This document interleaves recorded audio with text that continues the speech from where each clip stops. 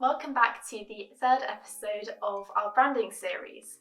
Today we're going to be creating a customer avatar which will help you understand who you want to attract and also learn how to analyse your competitors.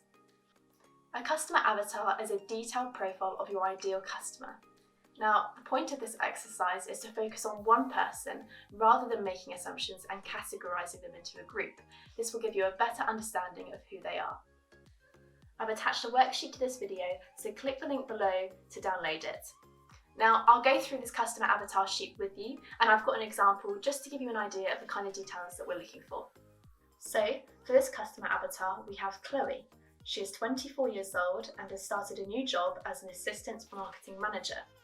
Her salary is 24k and her working pattern is 9 to 5, Monday to Friday. Her hobbies include yoga, and she also loves to hang out at a local coffee shop. She subscribes to On magazine and also regularly reads the Natural Health magazine. She loves to shop at brands like Aloe Yoga, Lululemon and also Free People. Some of the challenges she faces includes moving to a new area, so she feels a bit lonely. This is also the first time moving away from home since finishing her degree, so she also feels a bit homesick. She wants to find a young community that she can be a part of and also find a yoga studio to join. Now, some of you may be wondering how to answer all of these questions. For those of you who already have a property portfolio, feel free to use this as a questionnaire and hand them out to your current tenants. For those of you who are just starting your property portfolio, this may be slightly less informed and instead focus on mainly online research. But as you start to do viewings, you'll start to get a better understanding of the kind of people you're attracting.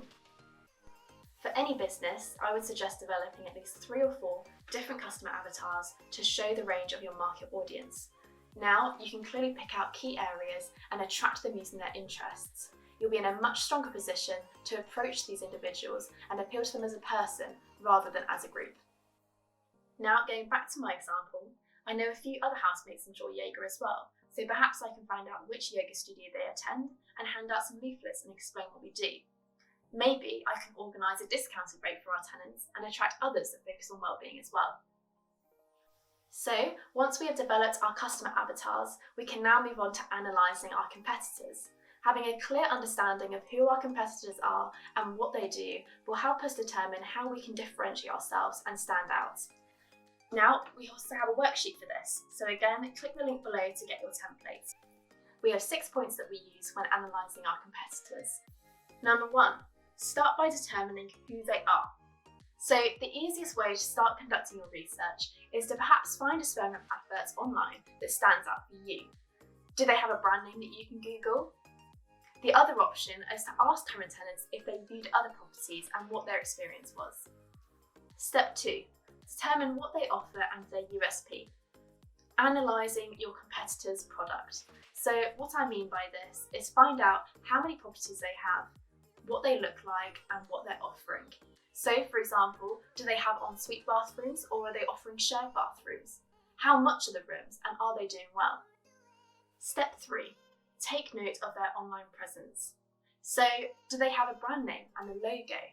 Do they have a website, and if so, how easy is it for you to find when you Google their name? Also, do they have a social media platform?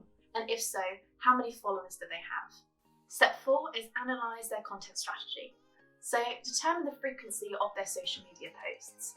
What time of day do they post and what kind of content are they posting as well? And also what kind of tone of voice are they using within those social media posts? Also look at what hashtags they're using and keywords and see which ones are doing well. Step 5 is analyse the level of engagement on their content. So go through their social media and analyse how many likes, comments and shares they get on their posts. Which posts do well and which posts get the least level of engagement. And finally, step 6 is complete a SWOT analysis of their brand. So what are their strengths? What do they do within their brand that you like, or what are they doing well? What are their weaknesses? So what would you change within their brand? And what opportunities have your competitors analysed and identified in your local market? And in what areas would you consider this competitor as a threat? Once you've done a couple of these competitor analysis forms, you will then have a really clear understanding of who your competitors are and how you can stand out from the current market. This is a really important step and worth spending time on so that it can be invaluable to you and your brand. Thanks for joining us. The next episode is about developing your brand positioning. So this is where we take all of the research that we've done up until now and determine how we're going to communicate that brand effectively. See you then.